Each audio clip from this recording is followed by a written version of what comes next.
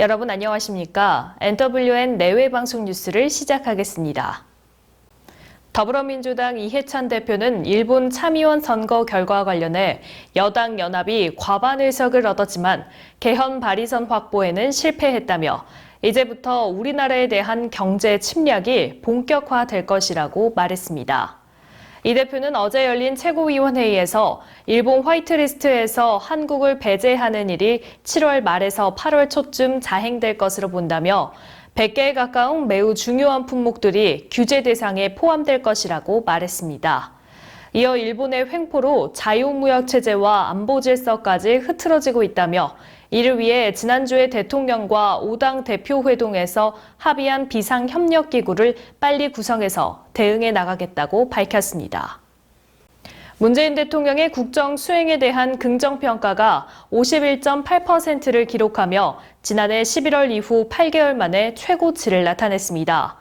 YTN이 리얼미터에 의뢰해 지난 15일부터 19일까지 전국 19세 이상 유권자 2,505명을 대상으로 여론조사를 실시한 결과 문 대통령이 국정 수행을 잘하고 있다는 긍정평가는 4.0%포인트 오른 51.8%, 부정평가는 4.2%포인트 떨어진 43.1%로 집계됐습니다.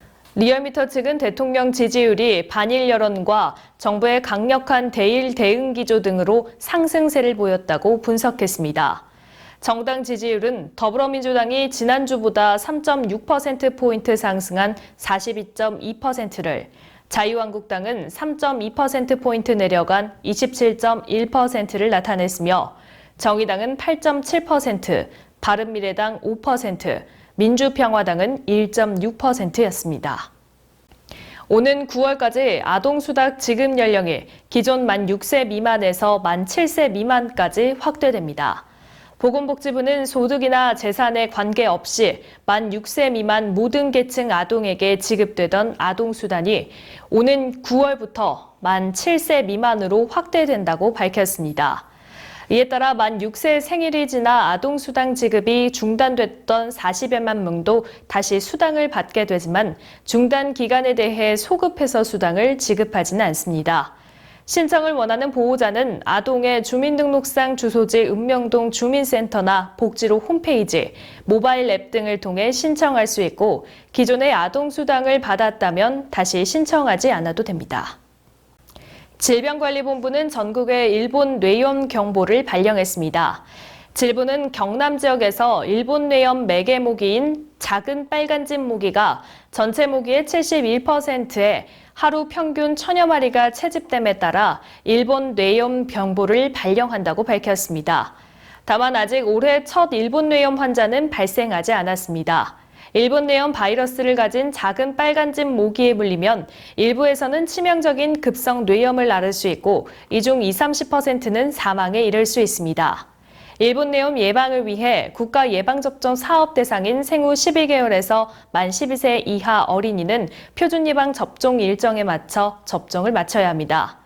질부는 야외 활동을 할 때는 밝은 색의 긴 바지와 긴 소매의 옷을 입어 피부 노출을 최소화하고 모기 기피제를 사용할 것을 당부했습니다. 미국의 한반도 전문가가 지난달 30일 도널드 트럼프 미국 대통령과 김정은 북한 국무위원장의 판문점 회동 당시 한미연합 군사훈련 중단 문제가 논의되지 않은 것으로 당국자에게 들었다고 밝혔습니다. 미 국익연구소 해리 카자나이스 한국 담당국장은 현지 시간 21일 폭스뉴스에 기고한 글에서 복수의 백악관 당국자와 한국 당국자들은 연합 군사훈련을 유예한다는 트럼프 대통령의 약속을 알지 못한다고 전했다고 강조했습니다. 그러면서 트럼프 대통령이 평양과 협상 중엔 군사훈련을 보류한다고 한 지난해 발언을 거론하면서 김정은 위원장이 이번 판문점 회동 후에도 미국이 군사훈련을 중단할 것인지를 생각했을 가능성이 있다고 설명했습니다.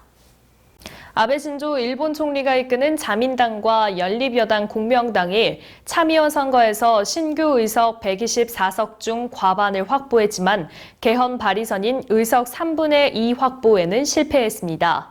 일본 NHK 방송 등의 개표 결과에 따르면 자민당과 공명당은 이번 선거에서 71석을 얻어 기존 의석을 포함한 141석으로 과반을 유지했습니다. 하지만 일본 유신회 등 개헌 우호 세력의 의석을 포함해도 160석에 그쳐 개헌 발의를 위해 필요한 164석에는 4석이 부족했습니다. 이에 따라 다음 참의원 선거가 열리는 3년 동안은 개헌 추진이 사실상 어려워지게 됐습니다. 아베 총리는 헌법 개정 논의에 대해 건설적인 논의를 전개하고 싶다며 다른 당과 무소속 의원들과도 진지하게 논의를 진행하길 기대하고 있다고 밝혔습니다. 휴가철 렌터카 사고 발생 시 렌터카 업체가 과도한 수리비를 청구하는 사례가 많아 소비자들의 주의가 요구된다고 한국소비자원이 밝혔습니다. 소비자원은 지난 2016년부터 2019년 6월까지 접수된 렌터카 관련 소비자 피해구제 신청 945건 가운데 휴가철인 7, 8월에 발생한 경우가 전체의 24%로 가장 많았다고 설명했습니다. 한국소비자원은 렌터카 피해 예방을 위해 계약 체결 전 환급 규정을 확인하고 사고가 발생할 경우를 대비해 자기 차량 손해보험 가입을 고려해야 한다며 자차 보험 가입 시에는 수리비 보상 한도와 면책금, 휴차료 관련 규정을 확인하고 렌터카 인수 시에도 외관 흠집 등 차량 상태를 확인하고 사진으로 남겨둬야 한다고 당부했습니다. MBC 무한도전을 이끌었던 김태우 PD와 유재석 씨가 의기투합한 놀면 뭐하니의 방송 전부터 시청자들의 눈길이 모였습니다. 지난 토요일 방송된 릴레이 카메라 프리뷰 편이 동시간대 2049 시청률 1위를 기록하며 두 사람의 저력을 보여줬는데요. 이번 주부터 본격적인 이른바 다단계 예능의 시작을 예고해 첫 방송에 대한 기대를 한껏 끌어올렸습니다. 중국의 순양이 세계선수권 남자 자유형 400m 4연패를 달성했습니다. 순양은 21일 광주 남부대학교 시립국제수영장에서 열린 2019 광주 세계수영선수권 대회 남자 자유형 400m 결승에서 3분 42초 44를 기록 금메달을 목에 걸었습니다. 호주의 맥 호튼, 이탈리아의 가브리엘 데티가 각각 2위와 3위를 차지했습니다. 이번 대회 금메달로 순양은 2013년 스페인 바르셀로나 대회부터 4회 연속 세계선수권 남자 자유형 400m 금메달을 싹쓸이 4연패를 이뤘습니다. 지난 6일 구리시 장진호 의원은 필리핀 현지교회 샴숑과 해외봉사 협약식을 가졌습니다. 약 2천여 명의 신도들이 주말이면 미사를 본다고 하는데요.